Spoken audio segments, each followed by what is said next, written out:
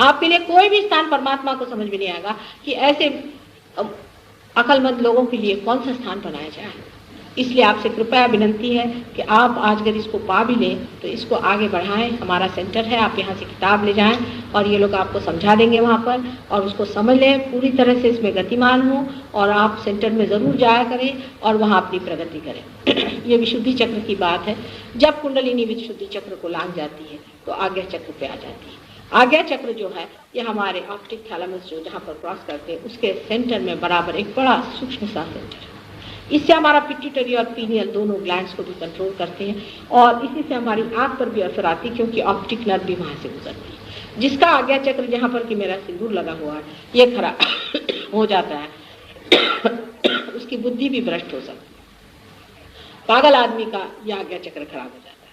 यह आज्ञा चक्र खराब होने से आदमी बहुत अहंकारी भी हो सकता है या एकदम से उसकी स्थिति बहुत ही ज़्यादा गिर भी जा सकती है। जब ये चक्र पीछे की तरफ खराब होता है तब वो आदमी, जिसे हम सुपर ईगो का इन्फेक्शन कहते हैं, यानी ऐसे बीमारियों से प्लावित होता है जिसमें कि उसे लिथार्जी आ जाती है और सोते ही रहता है, हर समय रोते ही रहता है और एक बीमार सा घूमते रहता है, उसे कोई काम करने की इच्छा नहीं होती। इस तरह की जिनको हम पोजीशन कहते हैं वो आते हैं। और जब सामने का चक्र पकड़ता है तब ऐसा आदमी बड़ा ही महत्वाकांक्षी हो जाता है और अनेक तरह के कार्य करने लग जाता है और अपने मद में किसी नहीं मानता और उसे लगता है कि मैं ही दुनिया में सब कुछ हूँ। इस तरह से ये चक्र संतुलन को तोड़ देता है।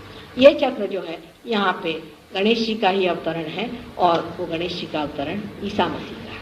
अब ईसा मसीह जो हमारे देवी महात्म्य में महाविष्णु का वर्णन है, आप लोग शायद पढ़े हों, कुछ तो पढ़े ही होंगे ज़रूर।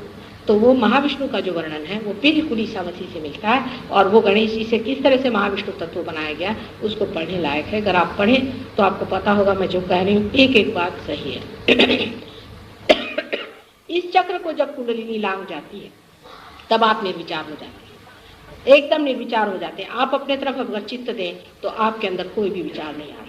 अधिकतर लोगों का ये होगा कि आप बिल्कुल साइलेंस में बैठें और आप अवेयर हैं, थॉटलेस अवेयरनेस आ जाती है। ये पहली निर्विचार समाधि जिसे कहते हैं वो घटना घटित हो जाती है। इसी घटना के साथ आपको आश्चर्य होगा कि आप किसी की भी कुंडलिनी उठा सकते हैं। अभी आप पार नहीं, अभी आपके अंदर से वाइब्रेशंस नहीं आ रहे, लेकिन अगर आप थॉटलेस अवेयरनेस में चले गए तो ही आपके अंदर ये शक्ति आ जाती है कि आप किसी की बीमारी भी ठीक कर सकते हैं और थोड़ी बहुत कुंडलिनी भी उठा सकते हैं, लेकिन आप पार नहीं करा सकते। लेकिन जब ये कुंडलिनी इसे छेद देती है, जो कि सहस्त्रार हमारे 1000 नाड़ियों से बंधा हुआ जो ये सहस्त्रार है, जिसे लिम्बिक एरिया मेडिकल टर्मिनोलॉजी में कहते हैं, उसको छेद करके इस तालू से जब कुंडलिनी निकलती है तब वो अति सूक्ष्म सर्वव्यापी शक्ति में एकाकार हो जाती है। उस वक्त आदमी में एकदम से सामूहिक चेतना आ जाती है और उसके हाथ से हृदय का स्पंदन शुरू हो जाता है, क्योंकि जो सदाशिव का स्थान है वो हमारे सर पे और वही शिव हमारे हृदय में बसते हैं। जैसे ही वहाँ प्रकाश हो जाता है वैसे ही हृदय से आत्मा का प्रकाश हमारे अंदर से बहने लग जाता है और पैरासिम्पैथेटिक नर्वस सिस्टम को हम कंट्रोल कर लेते हैं। एकदम आपको लगता है कि ऊपर वेंटिलेशन से भी ठंडी ठंडी हवा सर में आ रही और हाथ में भी ठंडी ठंडी हवा आने लग जाती है। ये चक्र का टूटना बहुत जरूरी है। जब तक ये चक्र नहीं टूटता, जब तक आपके सहस्त्रार को कुंडलिनी नहीं छेदती, तब तक आप पार नहीं। अब इसके लिए आप कहें कि माँ हम क्यों नहीं, क्योंकि कोई भी कड़ी बात आपसे नहीं कहना चाहते, इतना ही कहेंगे कि बेटा ये चक्र खराब है, ये चक्र खराब है, और वो ठीक हो सकता है।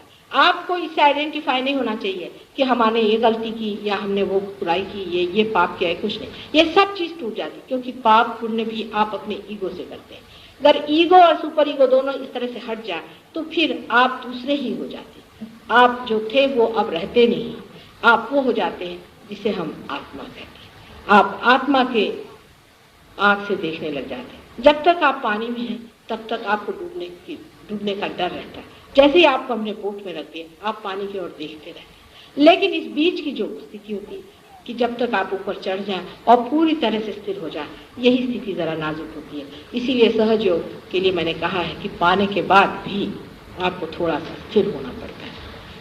सहज योग में एक विशेष रूप से चीज़ होती है कि पहले दिन बहुत जोर की कुंडलिनी का अनुभव होता है, बहुत लोगों को होता है। पहले दिन इतना जोर का होता है कि वो आश्चर्य में हो जाते हैं, लेकिन उसके बाद में फिर कुंडलिनी जाती है, क्योंकि आपके अंदर जो कुंडलिनी है वो हमें पहचानती है और उन्माद से, आवेग से और खुशी के मारे वो उछल पड़ती है और बाहर आ जाती है और आपको अनुभव हो जाता है। लेकिन इस अनुभव की स्थिरता इसलिए नहीं टिकती क्योंकि आपके अंदर अनेक दोष है।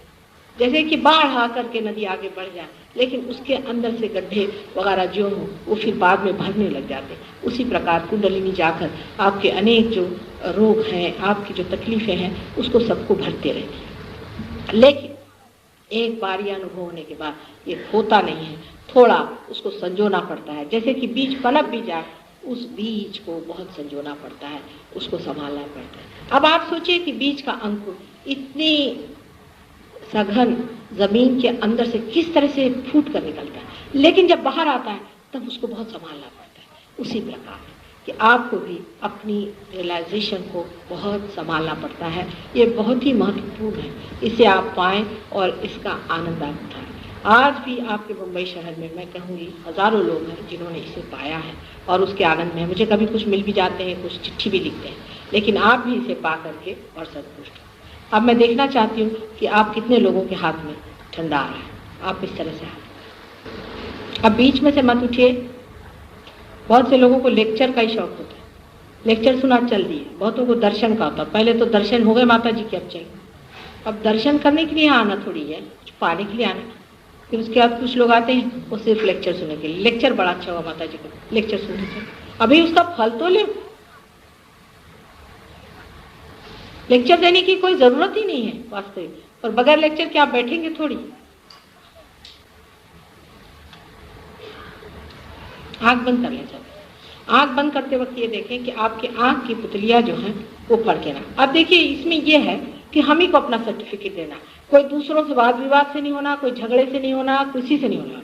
ये होना है तो होगा, नहीं होना तो नहीं होगा। अगर हम अपने बच्ची को भी चाहें तो नहीं होगा, हम किसी को भी करना चाहे तो नहीं होगा। जो आपके अंदर है वही होगा। इसलिए आप इसमें झगड़ा ना करें, कोई आफत ना करें, सिर्फ आप आंख बंद करके देखें। अगर आपकी आंख की पुतलियां फड़क रही हो तो आप आंख को खोल दें। If your eyelids are fluttering then please open your eyes. बाकी आप आंख बंद करें। हाँ, अगर आपका बदन हिल रहा हो तब भी आप आंख बंद करें। और इसके अलावा अगर आपके शरीर में कोई कंप हो रहा हो तो मेहरबानी से आप आंख खोल दें। दूसरी बात, ये बहुत लोगों की शोबाजी की आदत होती है कि इतना बड़ा ग्रुप बैठा तो जोर जोर से श्वास लेंगे और चिल्लाना शुरू करेंगे। शोबाजी यहाँ करने की जरूरत है, बिल्कुल तमाशखोरी की जरूरत नहीं।